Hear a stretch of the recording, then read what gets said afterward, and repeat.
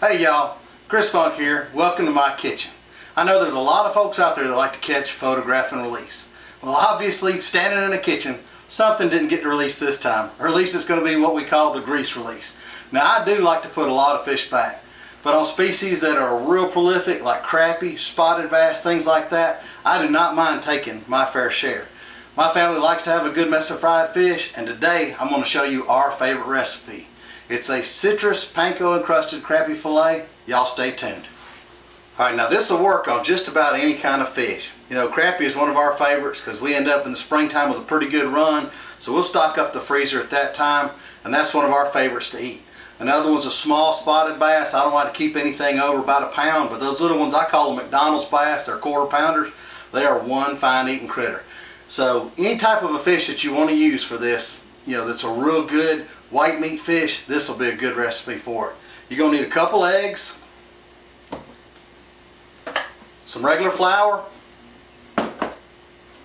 oil for frying, panko breadcrumbs. Now this is the kick. This is what gives it the crunch. You want this. And we like a couple different kinds of citrus mixes. Our favorite is probably this Mojo Mama. It's a really good Mojo season. It's not too salty. It's got a lot of citrus flavor to it. Our other favorite comes from Weber, and it's a zesty lemon. This is really good. And of course, if you're in the Funk household, we use a lot of Tony Chachere's, so have this handy too. Alright, the eggs are just going to be used as an egg wash. I've already added a little bit of water in here. You can use milk if you want. Water works fine for us. This mixed with the flour is going to be the glue that holds that panko breadcrumb breading on there. Alright, you want to sprinkle your fillets with your Cajun shake just a little bit. We don't put a whole lot on there because this stuff can get pretty salty. This is just for a little bit of a kick. The main star of the recipe is going to be the citrus seasoning anyway. Put a good dose of that Mojo Mama on there. Alright, now working from the fish cross, we've got the fish, we've got our flour, we've got our egg wash, and then we've got the panko breadcrumbs. And you can see the panko is extremely dry, very, very crispy. This is what makes the magic in this recipe. You want to go ahead and flour the fish. It's just a light dredging. You don't need a whole lot. Like I said, this mixed with the egg wash is going to be the glue that makes everything work. I've already got the oil in the skillet going. It's about 1/2 inch deep. This is not a deep fry. This is more of a pan fry. So you don't need to immerse the whole fillet in it. You're going to flip these halfway through. Just make sure you give them plenty of room. Now, dunking that in that egg wash. Then coming back over here in the panko. And you can see how it sticks. I'm telling you, that right there is fit to eat. And I like to work one skillet full at a time.